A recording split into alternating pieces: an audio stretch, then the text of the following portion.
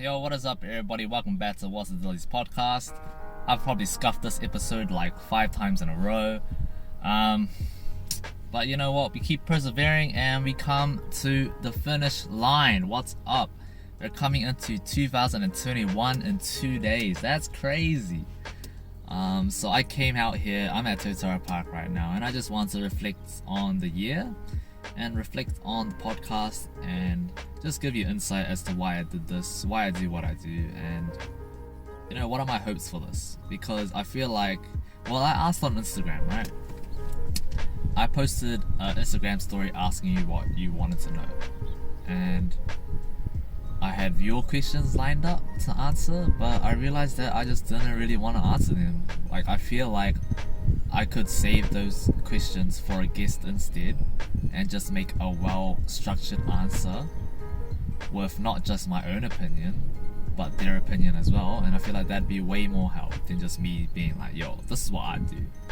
So instead I was like, okay, let's just give you insight as to why I do What's the Dillies and where it started. And yeah, so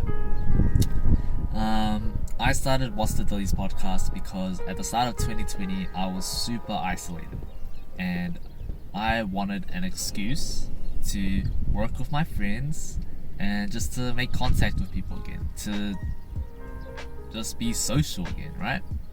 So that was my whole why as to why I did What's the Dillies. And for the first few episodes, it was fucking amazing. Like, I had so much fun. Shout out to William, Mike, Mele, John, Anton, and Alvin, because that was just amazing, bro. Like, I just had a blast talking with them, working with them, and just researching about them too, and just understanding where they were and who they are today. Like, that's really dope.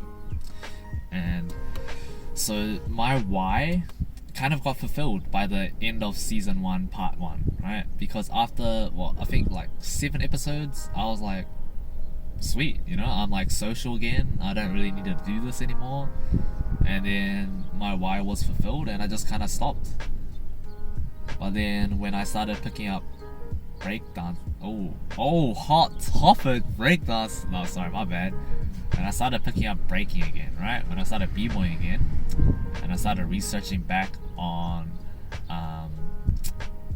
the history of the dance and like the pioneers of the dance, and you know, I just really started, you know, just looking at all the search engines, just finding resources from OGs, finding resources from the generation like straight after the OGs, and just finding like tapes from like 1990s, 1995, like 2000s, early 2000s. Like, those tapes were uploaded onto YouTube, and I was like, holy, like, I have all these resources and all this knowledge from people that started the dance, but I don't have the same amount of research and knowledge in my own backyard. Like, I don't know jack shit about NZ dance history. Like, I actually know nothing. And I've been in this community for 5 years. I started dancing 7 years ago, and I've been in the community for 5 years right now. And I honestly know jack shit about like my community, about like the teams that I've been in. Like, I don't know how they started. The only team I know about how it started was Project. That's because I'm in the fucking team. Like, I only know about Project and how it started from the very beginning because I'm in the fucking team, bro. But I know nothing about RF. I know nothing about ID. I know nothing about Notorious. I know nothing about what's going down at Christchurch. You know, I just don't know. So I just thought, you know, what I have right now, it's dope. Because one, it gives dancers a platform to talk.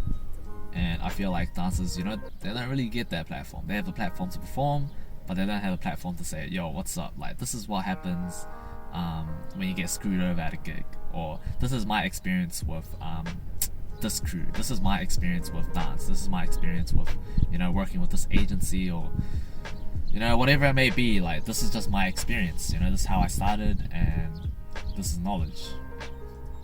And I feel like if I wanted to know this information from people that are like good, from established people. Like maybe if I wanted to know from Josh Cezanne, right, how he started ID Co, like those kind of situations, like I'd have to know Josh. Like I'd have to be his friend and be like, oh well, shut, bro. Hopefully I'm still his friend, but I'd have to be his friend and I'd have to know this through word of mouth, right? Because I feel like that's how most knowledge gets passed on in NZ. But then what if you're someone that's, not his friend? What if you're someone that's like, but that looks up to him? And the same could be said for people that we've had on our shows already. Like, what if you wanted to know information from Happy Feet? Like, Happy Feet's amazing dancer. Like, to look up to him, many people do. But then to actually know where he came from, to actually like know his history, you'd have to be his friend. You'd have to like sit down with him and just say, yo, what's up? Like, how did you get to where you are? But then what if you're living somewhere like Blenheim, right? What the fuck is there at Blenheim? There's like fucking nothing. It's like, what if you're there but you look up to someone like Happy Feet and you want to know more about like him because he's your inspiration, but you live in Blenheim, like you have no way to access that information. And if you DM him, what if he just doesn't reply because he doesn't know you? That's a possibility. So I thought, why not use this platform to connect the dance community that way?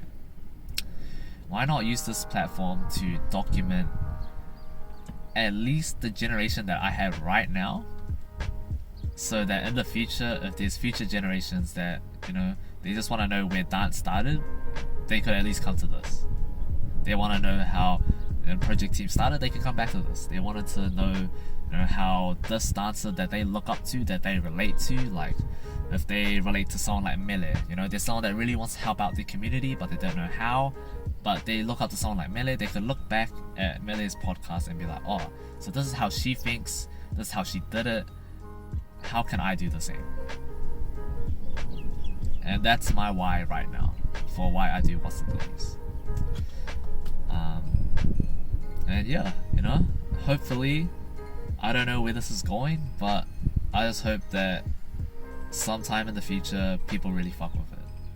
And shout out to the people, the 100 followers that I've just reached on Instagram. That's fucking dope. Shout out to you guys for fucking with my shit, because I super appreciate that.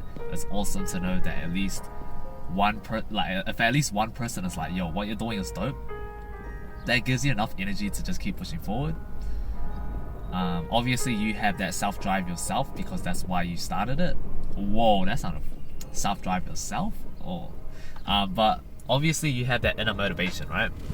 But then when someone else is like, yo, what you're doing is dope, fuck, that's awesome. Like, that gives you so much more energy to be like, alright, sweet, let's pump out some more episodes. So shout out to you guys, shout out to 100 followers, and yeah, just thanks for everything this year, guys. Thanks for all the guests I've had on. Shout out to Ken and Daniel. I felt like the podcast made a huge leap in quality with those episodes. I know exactly what direction I want to go into, and I'm still learning. This is a thing where it just varies from person to person, and you really got to be adaptable because each personality is different, and you got to approach everybody one way of tackling a podcast episode is just so different from the other.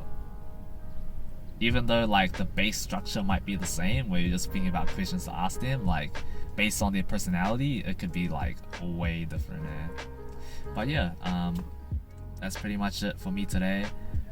Shout out to everyone that's watching this. Shout out to everyone that supports me. And yeah, that is it for us today. Peace out. What's the Dillies 2021? Let's go.